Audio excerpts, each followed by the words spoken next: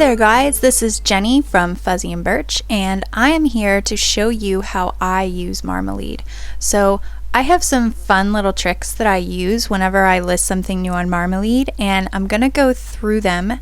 But first, I want to just start by looking at an item as an example. So this is something I just renewed recently. It's just a simple print that's a digital download, and one of the things I always do whenever I add a new item is I want to make sure that my tags are not identical to similar items. So I obviously have multiple prints in my shop, and I want to make sure that I haven't just copied and pasted all of my tags from one item to another. And there's a specific reason that I'm doing that, and that is because SEO works like this.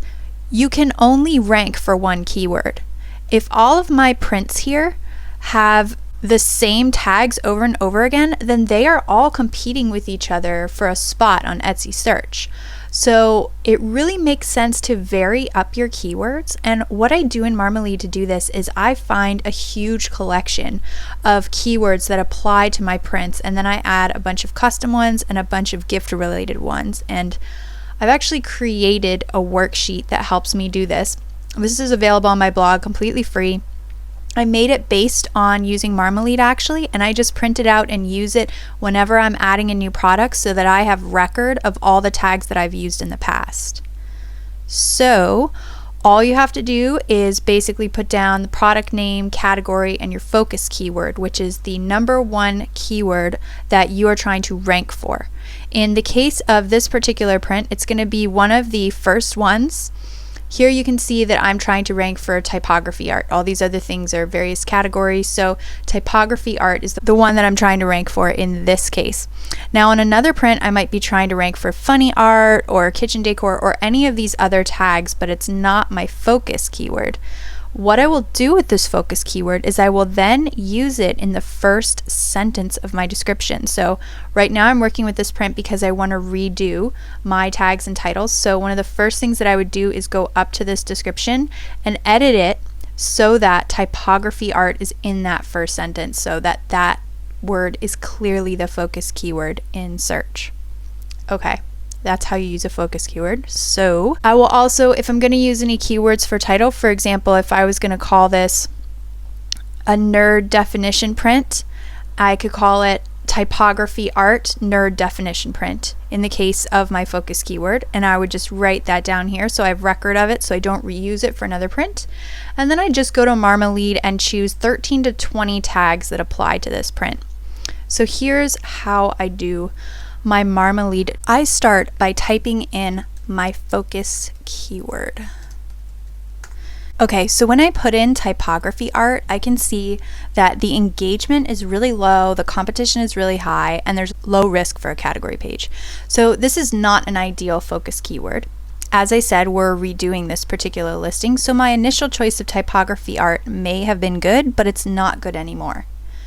And that's because SEO is tricky, because as you probably noticed, the slang that you use over the course of a year totally changes. So it's not a far stretch to think that the sorts of words that are popular both in search and in everyday life also change fairly frequently. And this is why I like to update my tags and titles and descriptions once every 6 months. I'm going to take this poor keyword and I'm going to use it to hopefully find a better keyword. So I'm going to scroll down here and I'm going to have a look at items that are doing well here, and what I'm looking for is favorite percentage. I don't really care how many views per week it gets because you can always drive more traffic using social media or your own means, but if something is getting favorited a lot, it clearly matches what that customer base is searching for. So I want to make sure that the favorite percentage is high. And actually, you know what? All of these are doing really well, but it looks like 28% is the best. So I'm going to have a look at this item on Etsy, and I saw another one that was at 28% here. Let's look and see what tags they're using. So I'm going to scroll down. And I see that this person is using digital prints and prints, okay, which very much describes my item as well. Let's have a look at this item.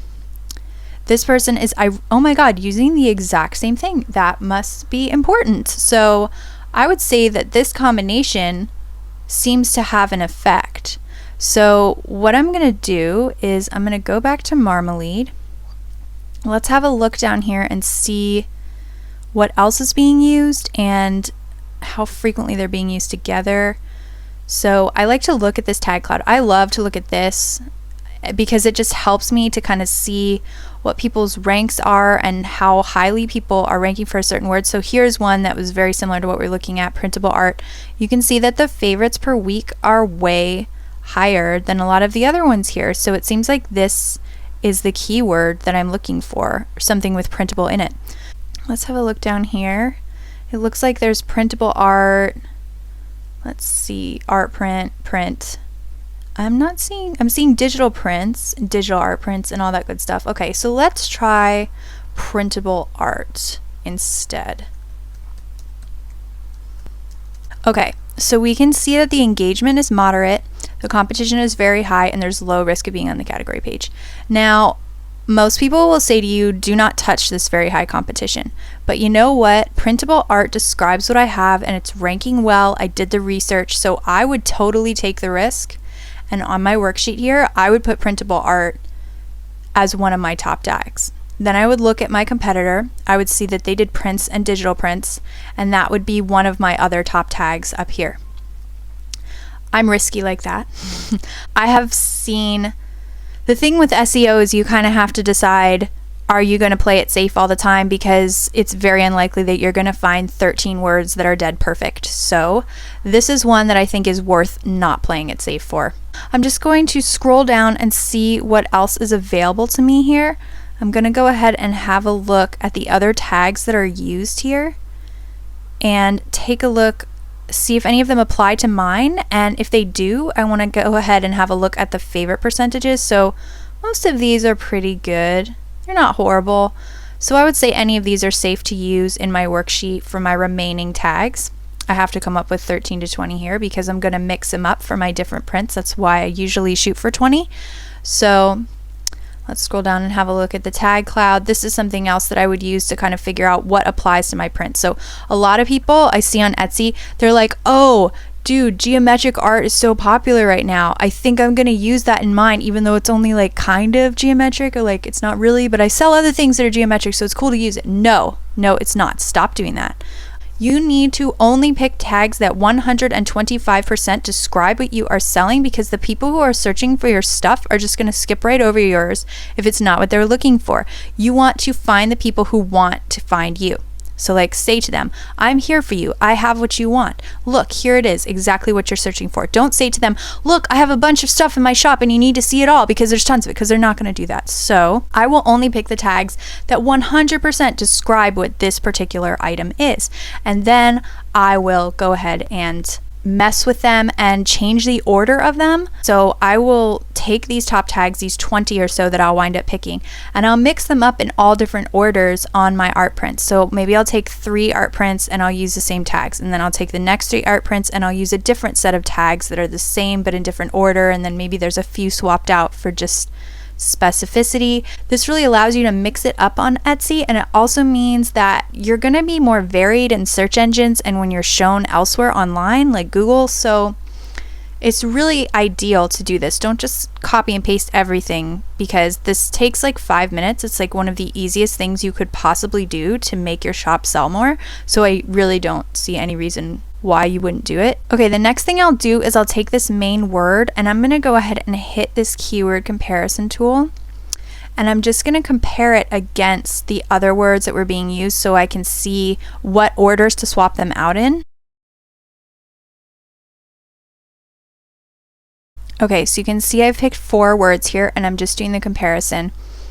Interestingly, I've had sellers ask me before, like, why don't you just copy this? And I'm going to answer that right now. So the reason I don't just copy other people's tags is I'm directly competing with them. I chose this person because they were at the top of the list. They were doing really well. This is a top seller who's selling this item probably several times a day frequently. And I'm not ready to compete with this person yet. So I don't want to copy and paste their items because I will be their direct competition. Also, their tags don't all apply to my print. So hugs and kisses, love print, exo art, all this other stuff, exo print, this doesn't apply to me. And I don't really think it's a good idea to ever go ahead and copy stuff directly. I always pick maybe one or two that I'm seeing, especially when I'm seeing a pattern like this where people are using the exact same things in the exact same places. That's the key, that's kind of telling me something. It's saying, oh, hey, this is working for multiple people, so maybe you should get on board and try it. So just look for patterns. Don't take from other people's tags, because it's not going to do you any favors at all. Let's have a look at this and look at my keyword comparison. Okay. So we can see here that there's a lot going on, and interestingly, I would say that these prints in combination probably do very well, but individually they all have things about them that kind of suck. There's high risk for category pages. They all have very high competition. This one has low engagement. This is why we choose lots of keywords. You don't just want to rely on one. We are choosing a focus keyword so that we can say what our item is about. In my case, it's clear that I've chosen printable art. I'm willing to take the risk of the very high competition for the other benefits here that I feel like are good. In this case, I would say pick a lot of tags that work well together. Pick tags that complement each other here that will kind of even out your risk, because like I said, you're never going to find 13 tags that are perfect. You need to decide what risk you're willing to take. Because I'm in a super popular selling category right now, which is prints, I'm going to always have to deal with competition, it looks like, pretty much no matter what I do.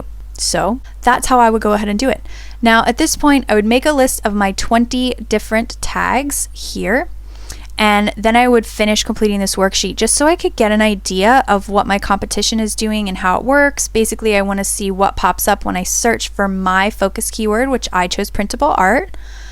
I wanted to see 5 tags my competitors are using for this item. So I already learned that prints and digital prints were getting used constantly in here.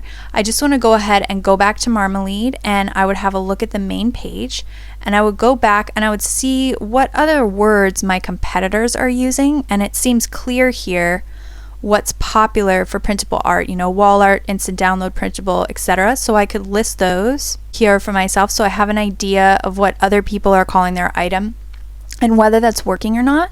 Then I would write the first sentence of my description using my focus keyword printable art, and this just helps me get the ball rolling and allows me to just copy and paste right into Etsy. Then what I do is I have this list of popular keywords that I can use for any given item. Sometimes they apply, sometimes they don't. This is something I do for myself, by the way. For my shop, I've chosen these words. They do work for most shops, but keep in mind that you don't have to use this. It's just something that I do, and I did find these words using Marmalead. In fact, let me show you how I found them. I went to this cool little trending page. This shows you the top 10 tags that are trending on Etsy at any given time. Now, not all of these apply to every shop, so I've been doing this for a really long time. I don't know, it's been a while. And I've also been doing my own research on Etsy with my stuff to find these words. You can see gift for her is here, and gift for her is here, and so on and so forth. I basically just amalgamated words that work in general for most shops, and I circle these when I don't have 13 tags for something. I will go through and I will find more here just because it's easy. It's also a good idea, if you really want to be tricky, to go ahead and look at this list frequently if you want product inspiration, or you want to be trending with something, or you have an item that you think would trend well. So for example, Christmas gift is trending right now. It's about the end of August right now, so this would be a good time to go through and tag all your items that could be a Christmas gift as Christmas gift. It would also be a good time to tag them gift for her, because these two things tend to fit into the same category. So that's how I use the trending tags. I'll usually look at it once a month minimum, and it's important to always have one tag that you can just kind of swap out at will. Go ahead, give that a try. Hopefully this helps, and don't forget that Marmalead is awesome, and if you want this worksheet, you can download it on my blog, which is blog.fuzzyandbirch.com. Thanks so much for watching.